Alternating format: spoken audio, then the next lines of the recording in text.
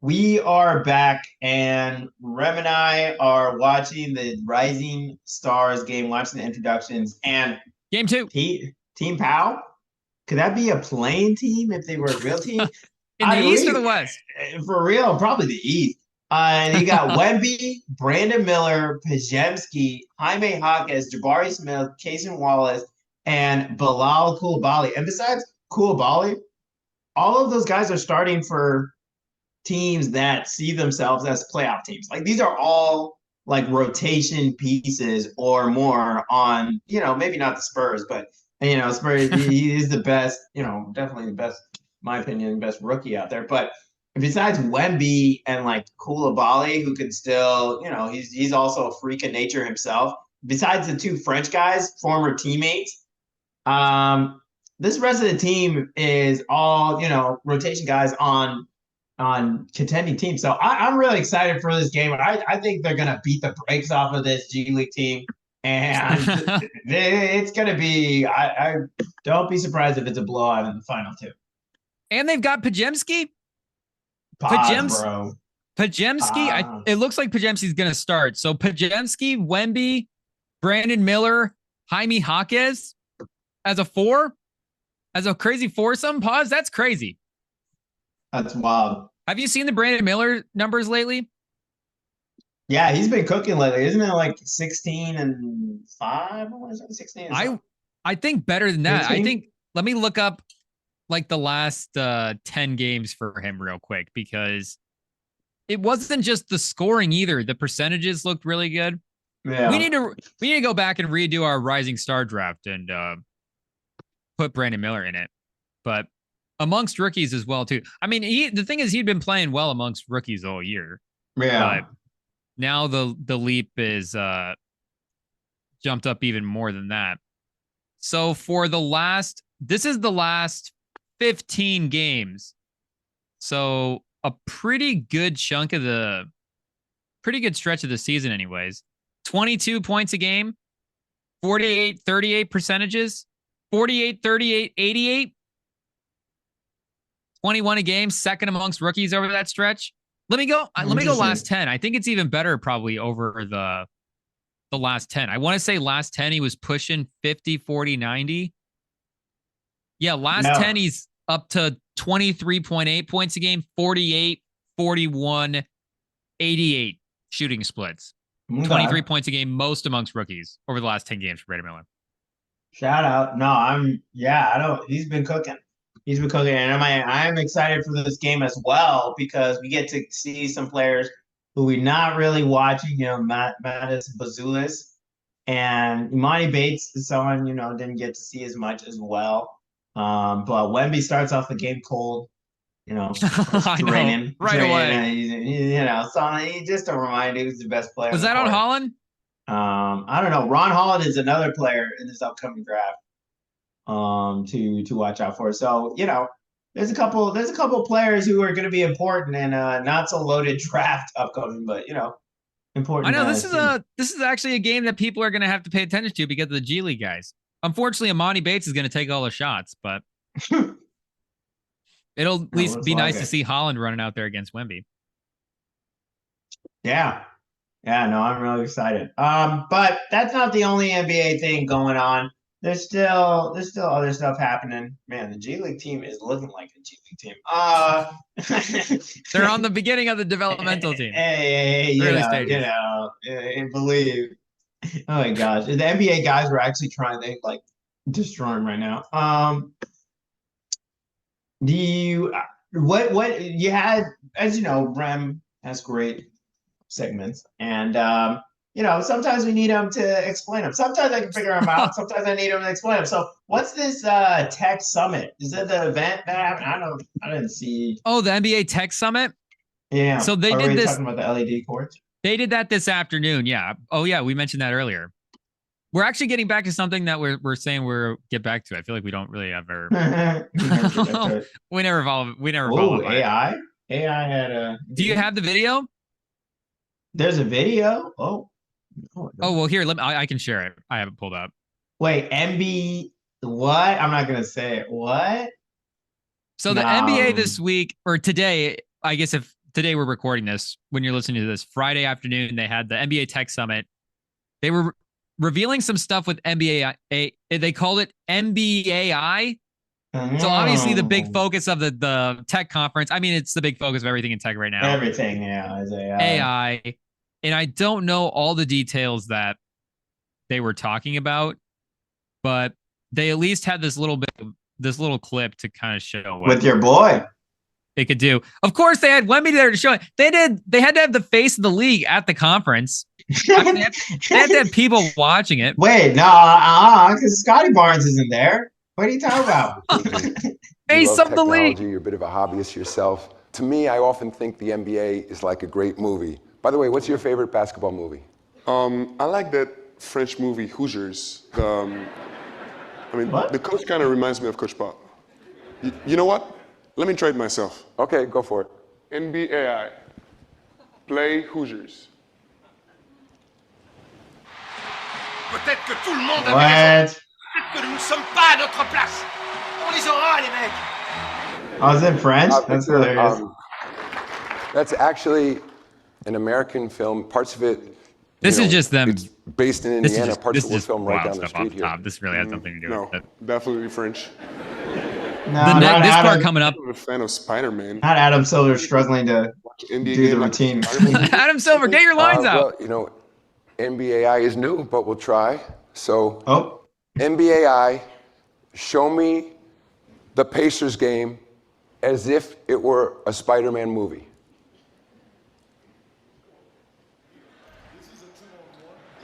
Generates in real time with the game. What?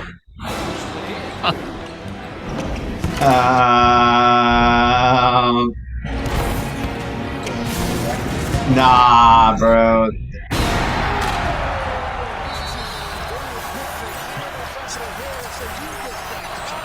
That, my friends, is what we call marketing magic.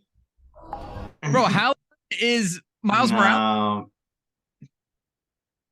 That's some marketing cheese. There's no shot you can tell an AI, hey, do this, and it just does. No, that's yeah. Oh, wait, you think it's not real? No, that's some made up stuff. There's no way you can tell me that thing can generate Spider-Man comics out of a live NBA game, like just like that quick. I don't believe it. But I mean, there may be some lag. I don't know if you're going to be watching it straight up on real time, but yeah. Do you like the fact that when it said do it in Spider-Man, it went straight into the Spider-Verse? I mean, it's obviously the best version of Spider-Man out there, but so you don't. I just thought maybe you think it was whack. So you just think it's not real. You think it's totally fake. It's like the Google AI. They did a whole presentation where they had like Google AI do these like I think draw out these certain things. So there was something where Google was pretty much featuring their AI, and then later on they're like, yeah, it was all edited and it wasn't real. And it was like, yeah, I'm trying to remember, but yeah, I mean it's one of those things where it's like, it's definitely concept art. It's definitely, I mean, it looks really cool, but like, NBA, oh, okay. So if it's a concept, maybe that's different, but yeah, like there's no shot that they're actually gonna do this. I mean, you don't think you can get that in the Vision Pro? Man, the number of videos I've watched about the Vision Pro has been obscene. Like, it's not good. And it's not good how obsessed I've been about it. Would you wear them? Like, would you wear them around as a real thing? Oh, yeah. Yeah. I think I would too. They look pretty cool. I don't have $3,500 to wander around. But when they do make the next couple of ones, it will be interesting to see how cheap it gets. Because there's going to be, their pro versions are always their most expensive. So, maybe there's some cheaper ones for $1,000. I don't know. Get that instead of a PS5, PS6. An Apple Vision SE. Yeah. For the broke boys. I was watching clips of Jalen Brunson and Josh Hart's podcast, and he was wearing the Vision Pros, and he was just wearing them, and they weren't like doing a review. He was just wearing them to wear them in the clips and just talking and being normal, and just as a piece, just wearing them. They look pretty sick. Like I had seen him in some of the videos. I know who's the big YouTuber tech guy. MKHB. Yeah, I saw him do a review of it. Guy? Shout out. Yeah. Call in and talk about Ultimate Frisbee sometime. I saw him back when it first got released, and they had all of the people and reviewers go out there and test it so that they could drop the stuff. I saw his review on it, but to see like somebody actually wearing it in a normal setting, I was like, okay, it actually is pretty sleek. Like it kind of looks pretty sick. Yeah, there's a really good video done by Casey Neistat on YouTube where he just goes out in the New York subway and he just uses it. Like he's out on the subway, he's out in like real life. And I think that's one of the coolest things. You said it was Jalen Brunson and who? Josh Hart. And Josh Hart was wearing it? Or who was wearing it? Yeah, Hart had it on. Oh, okay. I gotta see this. So yeah, this is Casey. Was this their last episode? Oh, yeah. I see it. Yeah, he has it on. What the what?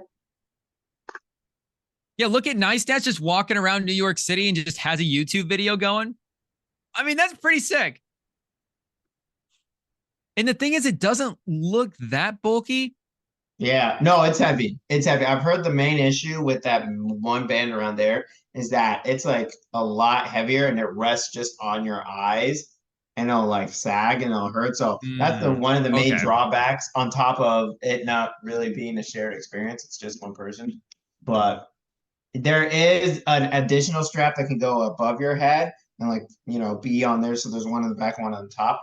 But, it messes up your hair and it doesn't look as cool. So. Bro, can I get my Apple Vision Pro with a mask built in and just have my whole face covered up? It just discreet, just undercover. People are going to be walking around wearing Vision Pros like this.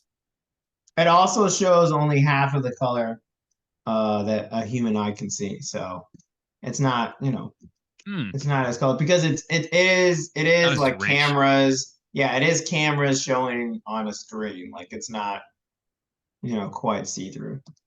The thing is, those like aviators though, are those like, those glasses that Mahomes wears, those big ski, like they're more like ski goggles, the big like ski type sunglasses. Those are kind of cool. And there's what's the brand? There's a specific brand that I'm thinking of as well too. That I wish, Vipers, something Vipers, Pit Vipers.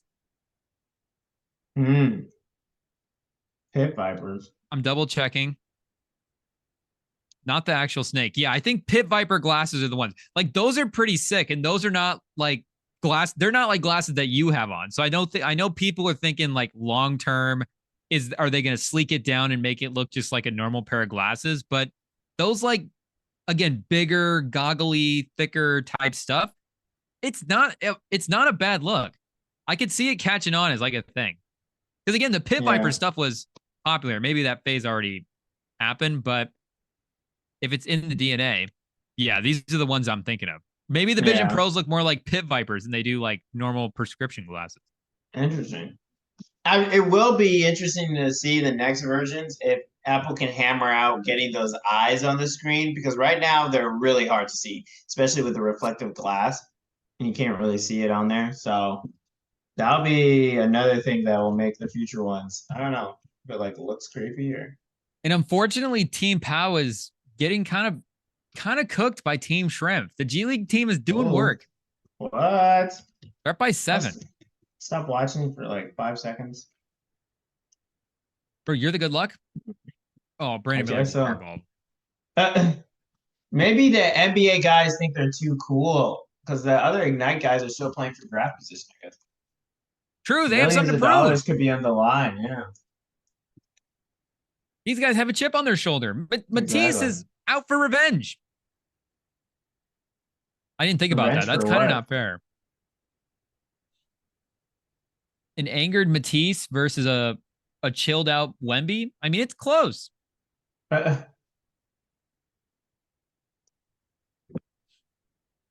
Looking for revenge.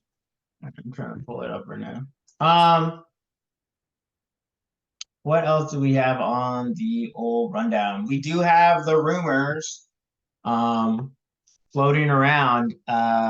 It looks like at a point in time that Curry didn't know about it, but Draymond and the Warriors front office tried to reach out and see if LeBron was available for the trade. Didn't happen, but it is a thing now that LeBron probably is on the move. I don't know. I mean, I think it's pretty obvious that he's just going to go wherever Bronny's at and play there, but I don't know. Do you think there's a possibility he doesn't just follow Bronny? So if you were going LeBron, like where does LeBron finish his career? That's your bet. Not necessarily a specific team, but where Bronny is at, regardless, just wherever he ends up. I mean, he could. I think after playing with Bronny for a little bit, he might leave.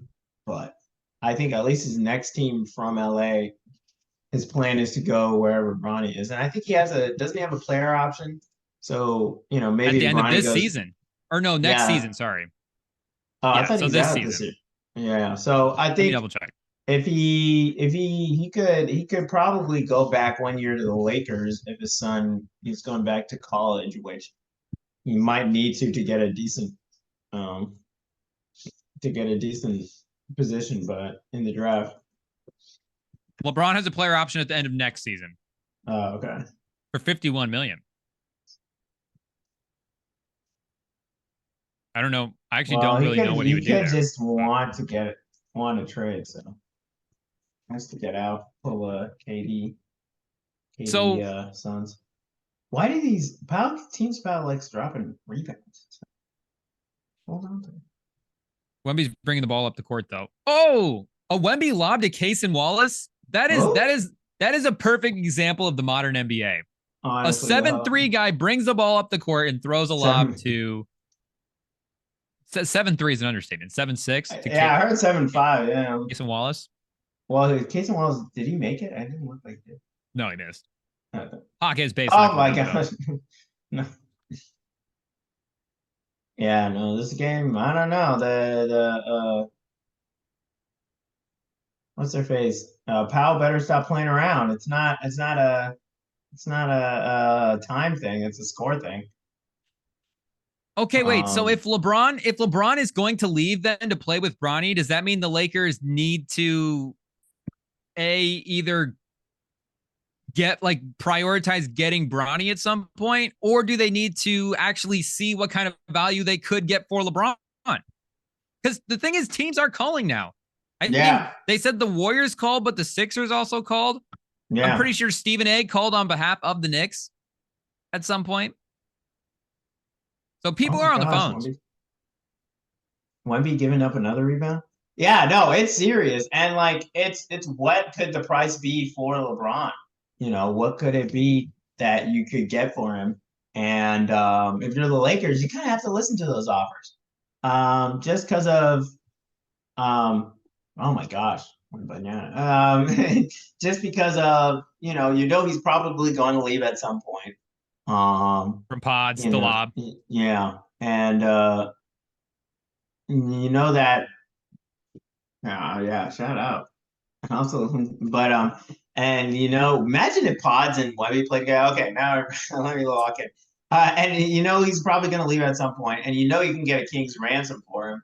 And quite literally. And it's I don't know. I mean, are they better without him? I don't think so, but if there's some crazy trade that you can get a lot of assets for him, then you might as well. But the other team that's making that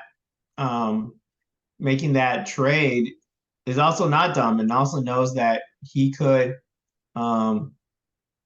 leave him pretty soon. What is Wemby doing? Did he just throw the ball off a guy's knee? But anyway, yeah, I mean the team that's making the trade gotta have closed it to 4. Yeah. No, he tried to do like a through the legs pass or something. At least this team has figured it out. Just throw it up to Wemby and he's gonna catch it somehow. But yeah, I don't know. I mean, I wouldn't trade for LeBron. He's gonna I mean, it's just he's probably gonna leave you as well. So it's just between a rock and a hard place. So if you were the Lakers, then would you rather explore the LeBron trade than just say, hey, we need to get Bronny and keep him around? Is that what you're saying? I mean, just you personally. At this point, you might be in a Thanasis situation, so it might be interesting to do that. Oh, Bronny's better than Thanasis. Yeah, he is, but I mean, with how low he's going in the draft, I don't know. He is better than Thanasis, but why is Bronny? I don't know. The Bronny thing is like he still needs to recover from his injuries, right? Or from his, from the cardiac arrest thing. I don't know. He's been playing regularly, hasn't he? But I'm sure that there's still some lingering stuff from that. Let's see here. It's just a couple months ago. I mean, the Trojans are they're 10-15, probably not making the tournament. Let's see what Bronny had last game. Bronny's better than Schifino. Better than Schifino. Yeah, I mean, he's like coming off the bench, 20 minutes. I don't know. No, I think we do. I think we need to give Bronny some time. I think we need to give him a little bit of time to try to get back healthy, get to full strength. And I don't think his draft stock should necessarily be affected by his play. If you want to say, hey, we're not going to take him because, again, he needs to recover, and the best way for him to do that is at USC and to be in that environment or whatever, then maybe that's the best way to go about it. But in terms of his play on the field, or play on the court, I think he could play more minutes than Maxwell Lewis. I'm just saying he's a guy coming off the bench for a 10 and 15 team, and it's not saying he's bad. Yeah. But like he does need time in college. And so that's what I'm saying. If he comes to the league, like there's no reason any team should, I don't think at this point, seeing what we've seen so far, spend a draft pick on him. Oh my gosh, this G League team's about to beat him for real. But the thing is, but a team might not have to. What if he goes undrafted? Then you just sign him. Yeah, that's if his the point. name is if he still wants to be on a team, so it doesn't really matter how you get him, right? The thing is, if you're a team and you want to let him go to free agency, then it's like, okay, well, is he going to choose to come here? Pause. Like, do we just draft him and take the risk, and say, hey, this is the spot you're going to be at? No, I mean that's what I'm saying. If he is undrafted, it would be like a Thanasis situation where you're just signing him to be like probably someone on your G League team, honestly. Because the thing is, Bronny could make the team. If you sign him as an undrafted guy, I think Bronny could make the team. Thanasis is, shout out to our guy Thanasis. I don't, you never know. Have you seen some of these moves he's making? I don't know. Oh, okay. It's getting serious in this Rising Star game. There, you can see them speed up. Oh my goodness, Mate's my POW pick is looking bad right now. I'm just saying. You have money on Team POW? Yeah, I just put money in the last 10 seconds. No, I put virtual money. Oh. Do our friends at DRF have odds on the Rising Star game? It's a 3-point game to end it. I forgot how much I don't like Elam Mendy. All right. Wait, is that a Pura Vida bracelet on Wemby's wrist? Oh. No, I think you're just saying it. Oh my gosh. This must be interesting. Different kind of math, I guess, with an Elam ending. Because now, guys are diving pods. Is it still in? Oh my gosh, Wemby, get on the floor. No, don't. It's an exhibition game. Matez tried to do a step back three. Can they not rebound? How do you have Wemby on your team and not rebound? Wemby did drop like 3 rebounds in this game. And it was kind of egregious. Wemby's carrying. Oh, Mac McClung gets fouled for the 3-point. Yeah, is that the point? Like the Elam ending, do you just chuck it up, even if it's a bad shot because you might get fouled and it's just points? Like it doesn't matter. If it's just points that you're always trying to get for, then yeah, you just always flop. Like Mac McClung. And didn't the last All-Star game with Elam ending end on free throws? What happened? I'm telling you what, I don't know what kind of choked this game. I don't know. What does this mean for Wemby's legacy? I don't think much. The Panini Rising Star game? He did not come up clutch in the Panini Rising Star game. Oh, but Pajimski is. Oh, you're ahead. I'm looking at a Suicide Squad ad right now, which I heard was a pretty bad game, actually. Oh To the no. wise. Not like horrible, just like a shooter, like compared to like Arkham Knight, past days, other games. Oh, well, not very. that's a high standard. Have you ever played it? I've seen some stuff. I've seen clips. Yeah. No, I re-downloaded it because it's included in like the PS Live or something, PlayStation Live. So I've been playing it. Yeah, it's pretty good. It's pretty good. I think it used to be on the Xbox like Game Pass back in the day or whatever that thing was called. Yeah. You get all the games. You know who's not been pretty good? Who? The Milwaukee Bucks.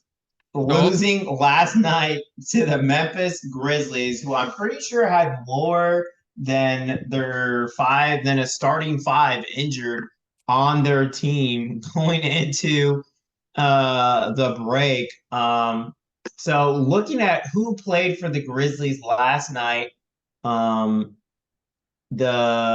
team that beat a fully healthy Milwaukee Bucks, if my computer wants to work with me here, Vince Williams, Santi Alma, Trey Jamison. Shout out Zaire Williams for leading all scorers.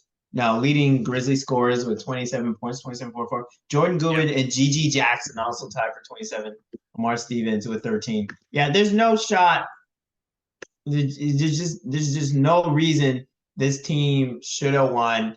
And the Bucks have now lost, let's see, 3 of their last 5. I mean, they lost their last 2 games. I think it's what, 1, 2, 3, 4, 5, 6, 7. So they're like 3 and 4, 3 and 3. I think they're 3 and 5 in their last 9. Or no, am I doing math right? They're 3 and 6 in their last 3 and 6 in their last 9. And that's all under Doc? Yeah, I'm pretty sure. Was the Blazers game under Doc? And they lost the Nuggets game before that. So I think that Nuggets game was the Doc debut. So is that 3 and 7 under Doc? Gosh. Someone misses the layup to win the game. Yeah. Oh gosh. Sorry, I'm just really locked in on this game.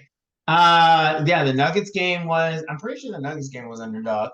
So that's 3 and 7 in their last 10, I believe. And Doc was saying too in the press conference after this one that we have players that are in combo mindset wise, but is that Doc just kind of being like, oh, this isn't on me. That's not my fault. The players, they were the ones. Their mindset wasn't right. It's All-Star Weekend. Because I know go ahead. Oh my gosh. But that's still an excuse. It was before the All-Star Weekend. Didn't he start like 1 and 4 in his first 5 games? Yeah. Also, shout out Team Powell and cutting it to a 3-point game, even though the G League team needs literally 1 point to win the game. I don't. Oh my gosh, I can't watch it. This is Saturday. It's a big defensive possession for Team Powell. Shout out Wemby. Yeah, it's huge. Is it win by 2? I better be. Imagine if it's even if it is, it doesn't matter if it's tied. Wemby might have just got away with a goaltend, but it might have been his second one too in 2 possessions. I'm pretty sure Case and Wallace is 1 for 8 from 3. That would be crazy. But yeah, this has they've been up and down ever since Doc has been there, and I'm pretty sure there's some stats like they're losing at a way faster rate since Griffin left. Like Griffin it was never this bad under Griffin is the point. And and now it is under Doc. So it's just it's just like, shout out, we have a similar thing in soccer, where they got rid of their coach who was doing decent but not great. And they brought in someone who has more of a reputation, who's won the big game, the big championship. in with Bayern Munich or not with Bayern Munich, but Bayern Munich is that situation, that coaching situation. And now that team may not win their first trophy in like 11 years. It might be actually any trophy since I think like early like 90s, maybe something crazy. But it's the same situation where you had something decent with a coach who, young coach who didn't really have much reputation, and now you're trying to, and you bring someone who you think has, who has more reputation, has more stats and more accolades, and you think it's supposed to be better, but it's not. And for the people listening, the goaltending I was referring to from Wemby was the rebound, not the block. He just had a crazy block. That was Mattis Bazulis wins it totally on a fadeaway. Shout out. Wemby's future teammate, Matisse. Mattis. Boy. Mattis Boulis. What does this mean for Wemby's career? They were definitely too lackadaisical in this game. I'm not going. In the All-Star game? In the Rising Stars. Wemby did not have enough intensity last night in the Panini Rising Star game. What does this say about his... Jordan would have tried. Can we look at Jordan's stats at a Rising Stars game? How many points did Jordan have in the Rising Star game? Actually, I'm kind of interested. I never thought of it. Did they do a Rising Star game in I know 84? When was the first one? I feel like Shaq did one, so that was at least 94. Yeah. Or no, Shaq was just in the All-Star game early on, so he was playing. Because like Tim Duncan too, but he was also in an All-Star game. The Rising Star Challenge. Oh, 94. Oh, shout out Shaq.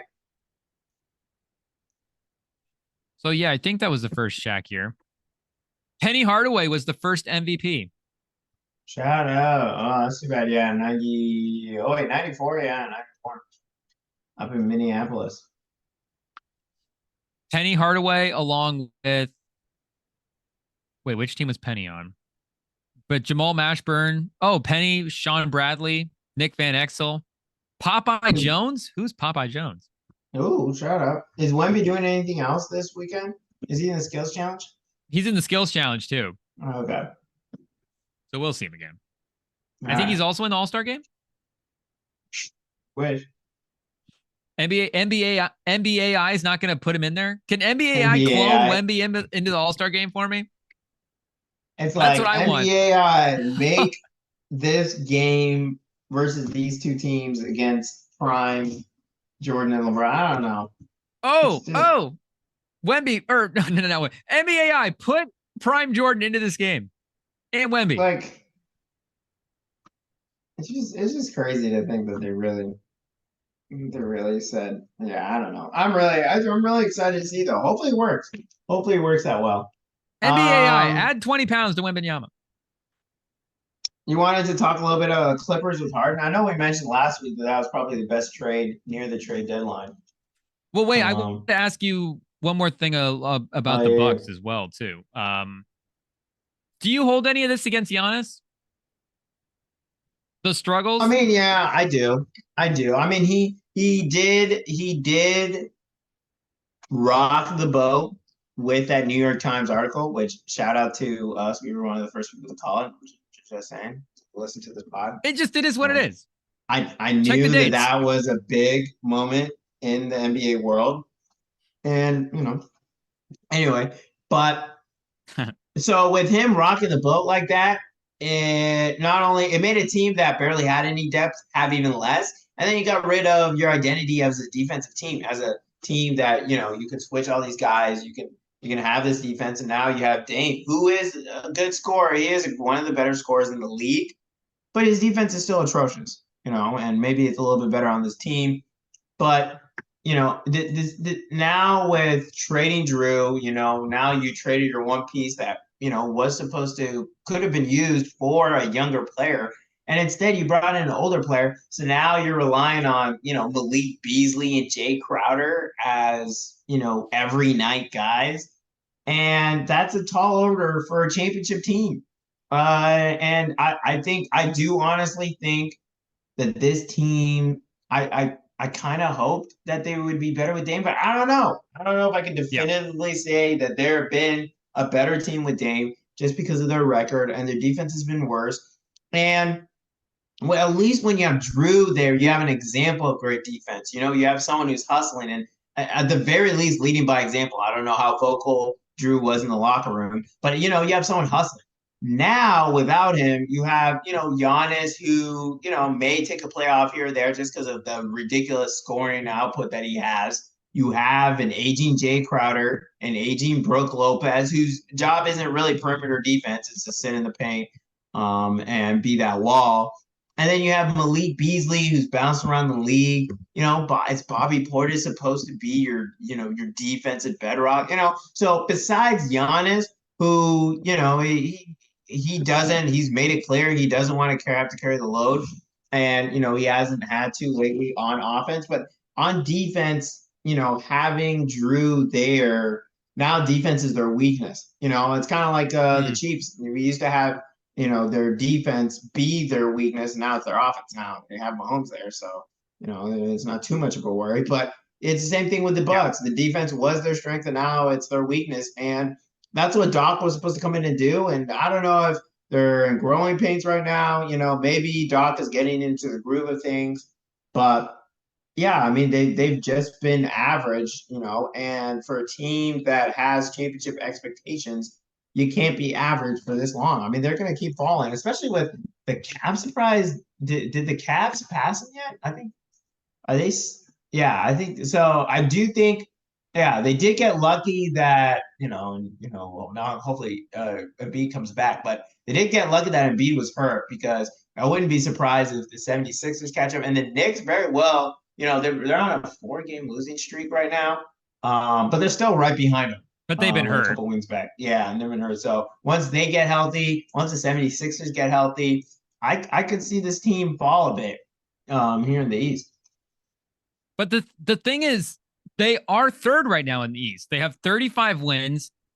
And I kind of agree with you. I don't know if this is dramatic, but like, I don't know if how good are the Bucks? Like, take Giannis off the Bucks. Yeah. I don't really know what else I'm looking at. And the Doc thing, like, for as much as all of the drama, like, I don't really know what happened with the Adrian Griffin situation. Obviously, there was seemed like there was some relationship stuff. Yeah, that led to that departing. But Doc Rivers, it seems like the only thing he does is like, we just have to get the ball to Giannis. And that is the right thing. But that is like all this team has right now is Giannis. And he's 30 points a game. And he's on pace right now to be the first person to score 30 points a game on 60% from the field. I mean, last night in that Grizzlies game, he missed like 2 shots. He was like 15 from 17. He gets to the rim whenever he wants. And they were doing a lot of MVP conversation on a lot of the ESPN shows this week.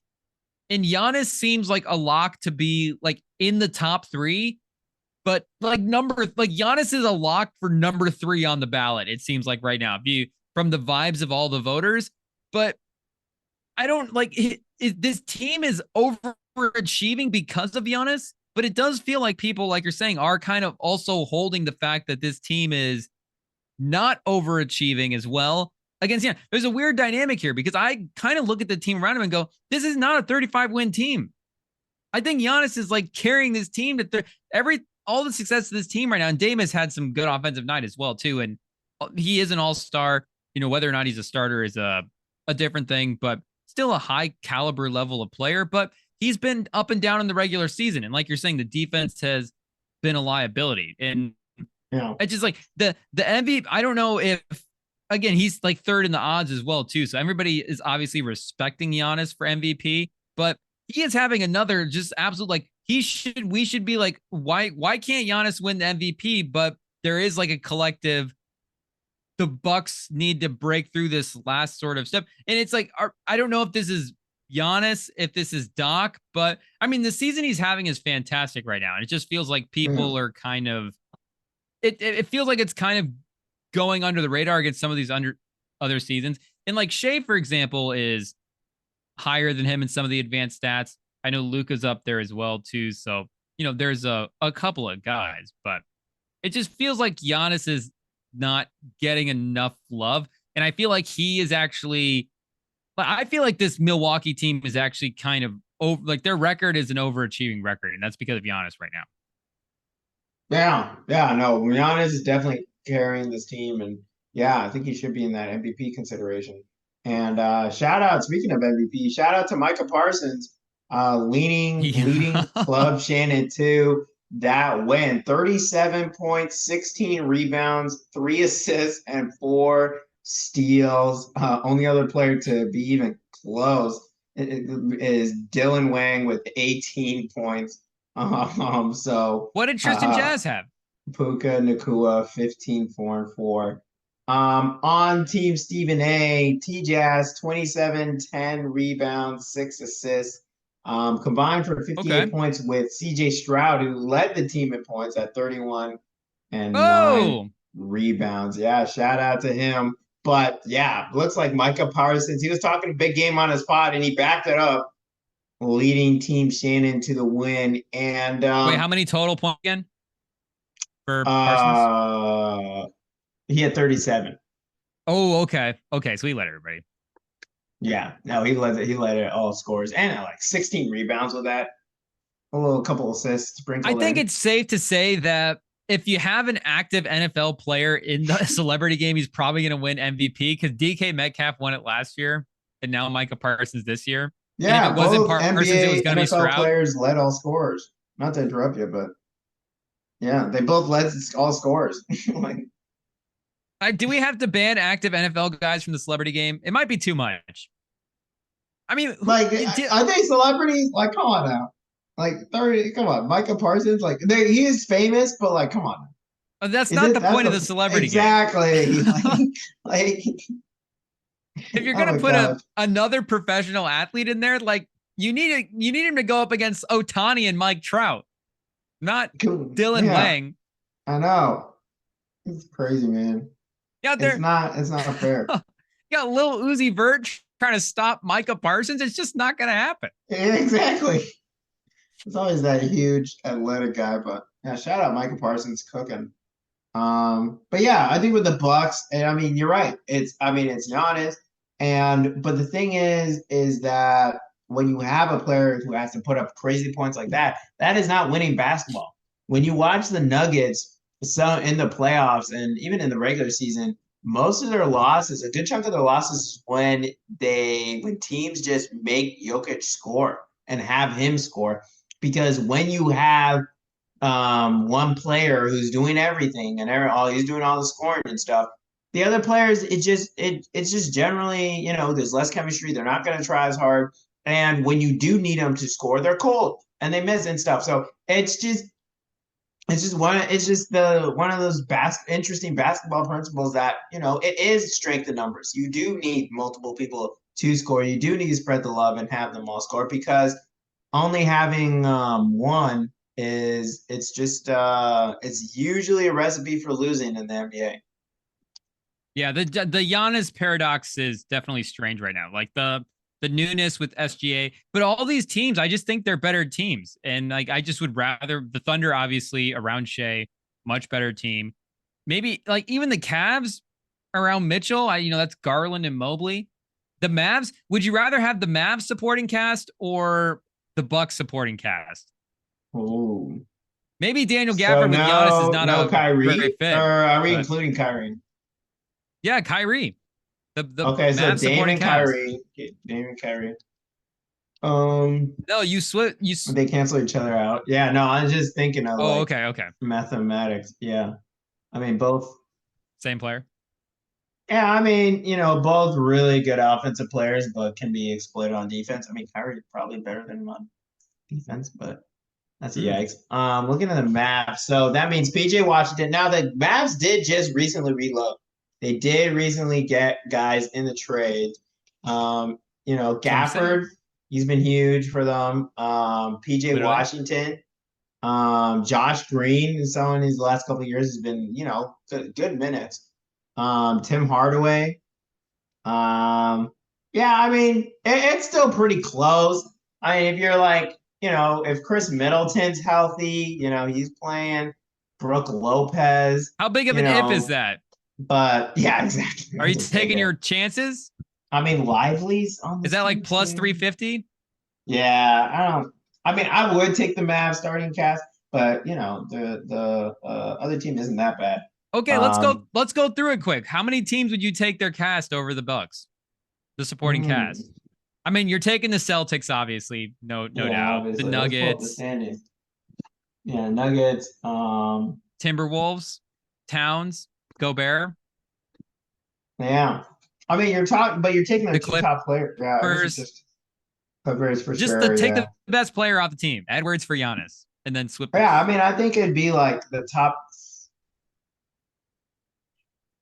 I'm saying the 2 through 10? Everybody's. Top 9 in the West, I would take above the Bucks. Once you get to the Warriors, you're like, eh. Warriors, Jazz, the Rockets. Put Giannis on the Rockets. Flip Giannis and Sengun. Sengun's their best player, so that's what I'm saying. He'd be switched. That's what I'm saying. Switch those guys. Give Giannis Van Fleet, Jabari Smith. And that's where we start. Dylan Brooks, Amen Thompson. I don't know if I can sign off on that. I don't know. Chris Middleton and Brooke Lopez. I don't know. Giannis and Tari Eason? It's close. You would trade Middleton for Tari Eason right now.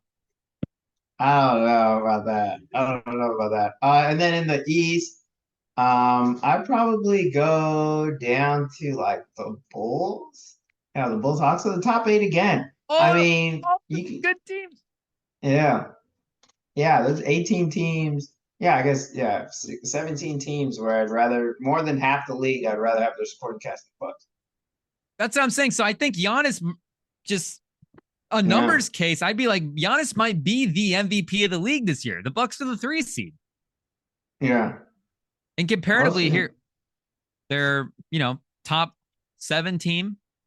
Record-wise in the NBA. Giannis has put up MVP stats every single year, so of course, it's and then with Embiid definitely out, and Jokic might sit out some of these games. I mean, Giannis might be the only one at the 65 game mark who's there. That could be true. Maybe he wins it based on that. But last year it just seemed like it was like, okay, it's just not his turn. It's Embiid, Embiid's turn. Jokic as well too, like is in his run. I don't think. This year, it's different where it's almost like he can't win it.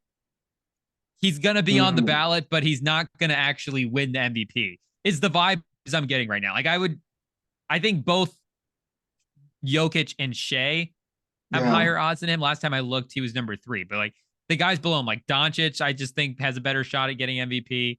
I think Tatum as well, too, has a better shot. I know Stephen A said that was his pick right now.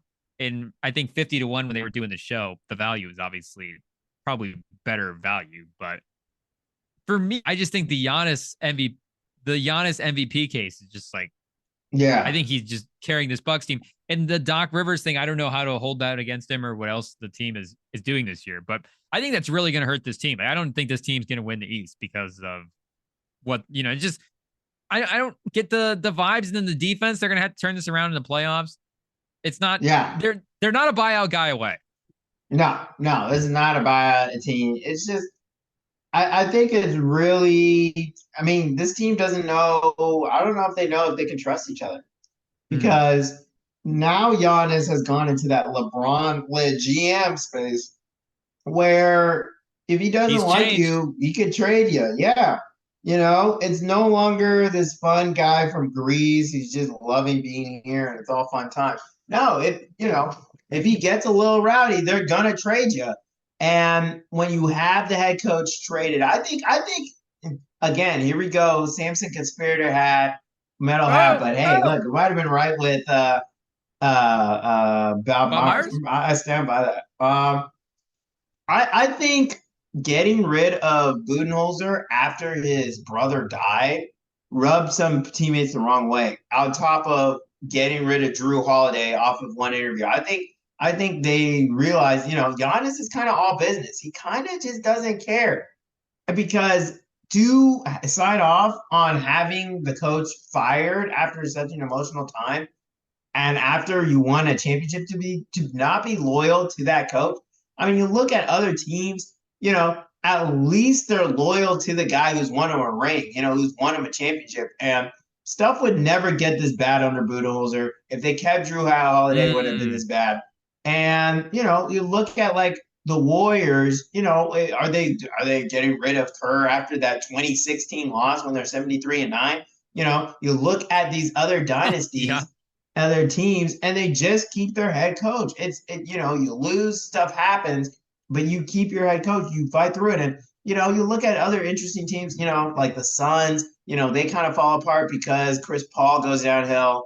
I'm trying to think of other championship teams. You know, other teams that may have been dynasties or played for a while, but it's just, I mean, there was no loyalty. There was one, they were out, they didn't band together, they didn't come back. And that hurts your team chemistry and camaraderie when you have one mess up. When, you know, Giannis was gone most of the time, you have legitimate reasons why it didn't happen. It's not like someone failed or someone was bad at their job. You know, again, there was failures in that moment, in that time. But there's also, you know, it was also Giannis only played half that series. So you reload and you come back. You don't get rid of your head coach and your second best player. And that's what Giannis did. He got rid of him. And so, I mean, I think team chemistry has some of it to do. And now it's like they don't have an identity. You don't really have a leader. Like, who's leading this team? I mean, Giannis kind of seems like he took off the reins and said, oh, now it's your team, Dame. But Dame's only been there kind of a year, and he's not really trying on defense. And, you know, Bobby Portis can't lead this team.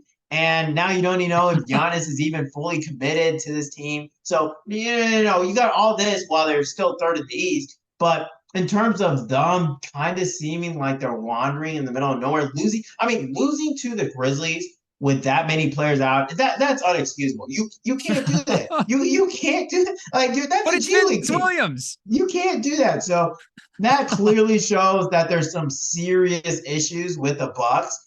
And, you know, when you have a top 3 player on your team and you lose to the team like that, and Giannis had a great game. And I think it's been something that's been building since the beginning of the year. And I think under Griffin, you know, at least the team, you know, may have had time to prepare itself. You know, it was clear Griffin didn't mess with the BS. He wasn't messing around. So he was serious. But now you bring in Rivers, so you bring in a whole change during the year.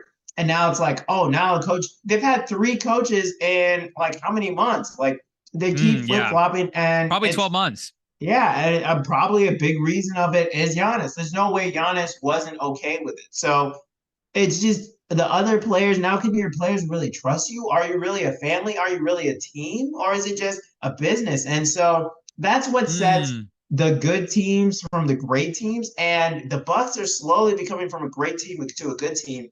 And you see other teams like the Cavs, you know, you have Donovan Mitchell, and, you know, he may have said that he's going to leave, but, you know, at least, you know, while he's there in a Cavs jersey, he's going to play his best and he's going to try. And they've just fought through it. Even though they've had their guys, they've had struggles, they fought through it. And now you see them winning. You see the Celtics. They're really starting to win. They just needed 1 or 2 pieces. But after losing, you know, in a heartbreaking way last year, they reloaded, came back. And, you know, of course, they had to get rid of their coach, but that's because of they didn't even get rid of Udoka. They only suspended for a year, which the team knew you had to do that. You just had to. Yeah, it was policy. They didn't get rid of him. So, you just look at all these other teams and you keep your team together. You keep the players. And, you know, I mean, I was saying to trade Chris Middleton, you know, after a little bit, but you could see the production. And, you know, I don't, you know, maybe you could have kept Chris Middleton, but I definitely said I was saying to trade him just to reload, get him a little bit younger. But definitely, I mean, he definitely wasn't their second best player, and he definitely wasn't their coach. And they got rid of both, getting rid of the head coach twice in a very short time. And that you can't just keep changing. These are human beings. And that's what I think the Bucks need to start realizing, is that there's still human beings. It's not just this is not a 2K. You can't just keep changing stuff and think that you're going to get the same result. You need continuity. You need the time for the team to get together. And I'm pretty much like this season. I wouldn't be surprised if they get out in the second round. Like I definitely do not see them as a serious championship team right now. No, like I said earlier, I don't think they can win the East. I think if the Bucks were playing the Knicks in a playoff series, if the Knicks are fully healthy, the injuries have definitely hurt the Knicks in terms of big picture. But if Randall can get back healthy and everybody can get back on track, I think they're more impressive. Losing Grayson Allen too in the trade. Grayson Allen's been kind of clutch offensively for the Suns this year. He's been good. He's a starter. So 20 points a game some night, 13 a game, 48% from three this year for Grayson Allen. 51, 48, 89 shooting splits from our guy. I've always had way too much Grayson Allen stock laying around. Well, it tripped out of the truck. I'm just saying that Bogdanovich trade still should have happened. I don't know how they couldn't figure it out. You just find a way. Also, it's prime Grayson Allen. He's 28 years old. Shout out. They got rid of Allen before his best years. And there's different types of moves you can make too. If you make the Middleton move, or you make even the Holiday move, if you make those move and turn those into more parts versus we're throwing stuff into a trade now and trying to upgrade. There's different types of moves they made. So maybe going that direction was not the right thing. Again, they have to give up some bench pieces as well. Grayson Allen was a big part of that. The pick too. So again, I get the Giannis thing goes both ways. It's a bit of a paradox thing right now. I guess that's why he's probably a lock for, like I was saying, a lock for number 3 on the ballot. Do we need? So is he going to be on the Spurs in 2 years? Is that what you're saying? Who, Grayson Allen? No, Giannis. Maybe. Oh, okay. So it is possible. Maybe he was talking about going to the Heat. They're talking about Nick. I wouldn't be surprised anywhere Giannis goes at this point. And I do think Giannis will leave Milwaukee at some point. I'm starting to think that more. Yeah, I agree with you. I really do think he's probably going to go team up with someone, because the Bucks, I mean, they did it. They won their ring, and it's just they don't have any young players. They don't have any, there's Camp, but, there's no one with serious potential, and it doesn't seem like there's just so much change. It doesn't feel like a real team that has some future. So, well, and if you look at Giannis and go, well, he can't move because he made the Bucks do these things. Well, this is not a shot at LeBron, but we've seen this pattern of behavior before from superstar players. Superstars can influence the teams to do things and then go, well, I'm still probably going to go. So I get that maybe he wanted Budenholzer gone, and maybe he wanted Griffin gone as well too. So he's the reason Doc Rivers is there, and he's the reason Dame is there. But I don't think he would stay for Dame. I think he would definitely leave. He'd leave. I always forget that he's a big Miami guy. Yeah, no, he's a big Miami guy. Does that mean Miami has to sign Thanasis? Yeah, for sure. But no, he'd be out of there. And it's just, I think it is different though with Giannis, because the Bucks did take a chance on him. They did kind of like literally build him. Like they gave him the resources that made him what he is today, to be literally a bigger person. And I think it'd be a little bit more personal if he left, which I think he will, especially considering the Bucks did all they could. And that's the problem, is sometimes you got to not listen to players. Players are not good GMs. There is times they don't know what they're doing. And there's a reason front office people are there. And, when you're in your feelings and, right after the first round loss, you're mad, you're emotional, everything, to, allow those emotions to get to you and, get rid of a very good coach and now be, in this wasteland of, Doc Rivers, he's a good coach, but we've seen him choke in the playoffs. Like, it's not, it's just something that happened very often. And it's, how many times we've got to see it to believe it, and to get rid of, a very productive player. It's, pretty sad to see. I mean, there's a reason the Celtics are like 6 wins of anyone else. Yeah, I think the Doc thing is 4 wins. Oh no, the Doc thing is I think unfortunately a tough turn of events for this team. But yeah, Giannis is going to carry him, I think, at least to the divisional round, and then after that, we'll see what happens. But Hey, maybe there's no guarantee with the play-in team as well too. Get Team Pow in the play-in versus Giannis. You never know. We'll see. We'll see. I don't know. They Team Pow Detlef did not look good. Would you rather have Team Detlef or the Bucks supporting cast? Matas and Ron Holland? Bazulis is trying, but he's not making the shots. The effort. He's trying to make a statement. But if we can get Bazulis effort into Dame. Oh gosh. He's got size though. I see it. I see why he'll be on the draft. But yeah, Lively he's definitely not a cornerstone guy. Lively and Chet winning this thing is kind of crazy, but Lively, that's the thing, is that you get players who know their roles. And you just lob it up to them. I mean, I thought Powell was gonna win it because they had a lot of playmakers, a lot of talented guys, but they all thought they were too cool to play. So I know who are the ball handlers on this team? Oh, Chet, Jordan Hawkins? Lively. Yeah, Matherin. Hawkins. I've seen some Hawkins love. Matherin's been trying. Oh, and Jalen Williams. Poor Ben. Too bad he plays for the Pacers. Like, no one watched. Oh, Hawkins just hit a big three. Yeah, the team Jalen's going to beat the G League team. Yeah. Looks pretty easy, but. Well, Jalen did get a lot of not as well-known names on his team. Hawkins, Lively. Even Boncaro, like, he's definitely not as well-known as, like, Wembanyama and oh, wait, Paolo's here? I thought Boncaro was there. Maybe I'm spazzing. He's got Jalen Williams. Oh, okay. I think Boncaro was Tamika. Oh, yeah. Jalen Williams just ended it. Dagger 3. That's my guy. He was on my team. Oh, but you have Chet, though. So both the Thunder guys. The Thunder win the tournament. Oh, they're only going to 25. I was like, yeah. No, they're going to 40. They're wrapping up for the night. They're getting out of there. They said we can't play a full game like that. Shout out Jalen. Yeah, man. Oh well. Should we head to the corners?